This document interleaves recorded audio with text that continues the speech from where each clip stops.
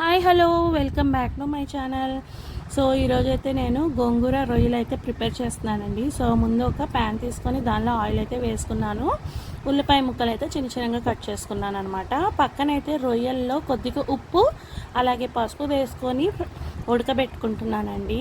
ఎటువంటి water add చేయకూడదు. ఇక్కడ ఉల్లిపాయలు బాగా ఫ్రై అయిపోయాయి కదా, ఇప్పుడు దీనిలో మనము పచ్చిమిర్చి వేసేసుకుందాము.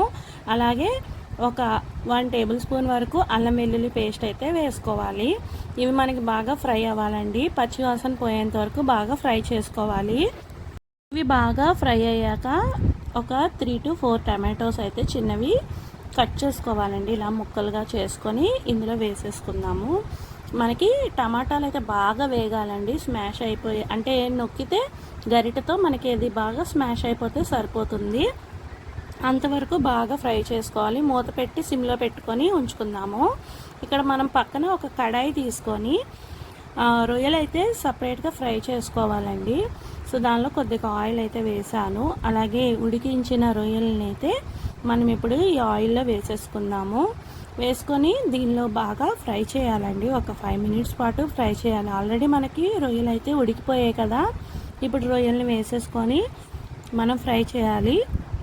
నేను ముందుగానే పసుపు అలాగే ఉప్పు వేసి ఉడకబెట్టానండి. అందుకని నేను ఇప్పుడు సాల్ట్ అయితే వేయనమాట. ముందు రొయ్యలను అయితే కొంచెం ఫ్రై చేసుకోవాలి. మనకి కొంచెం కలర్ చేంజ్ అయితే సరిపోతుంది. ఇప్పుడు మనకి ఇక్కడ టమాటాలు అయితే మెత్తగా అయిపోయాయండి. ఇప్పుడు సాల్ట్ వేసుకుంటున్నాము. మీకు తగినంత సాల్ట్ అయితే వేసుకోండి. మనకి తీసుకున్న క్వాంటిటీ బట్టి ఉప్పు అయితే వేసుకోవాలి.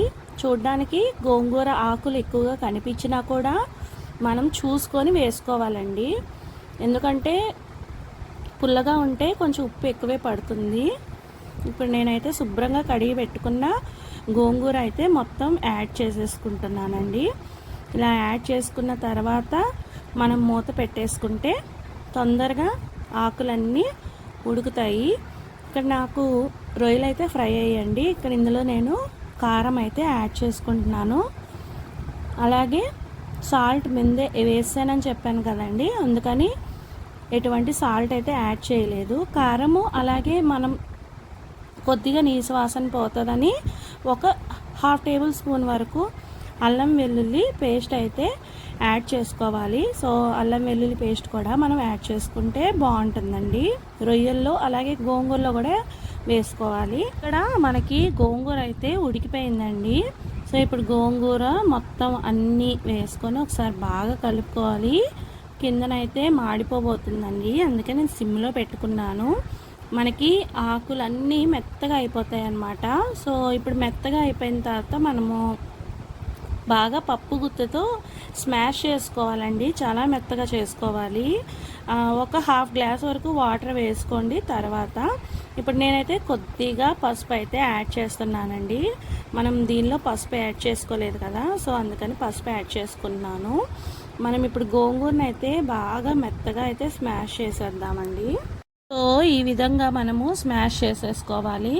మనకి అందులో ఉన్న పచ్చిమిర్చి అసలు టమాటాలు ఏమీ కనపడకుండా బాగా మెత్తగా అయితే స్మాష్ చేసుకోవాలి.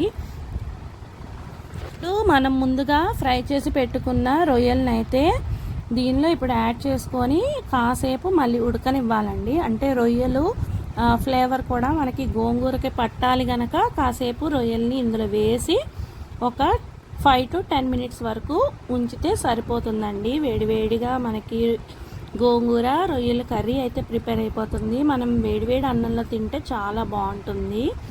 అలాగే ఈ రెసిపీని మీరు కూడా తప్పకుండా ట్రై చేస్తారని కోరుకుంటున్నాను.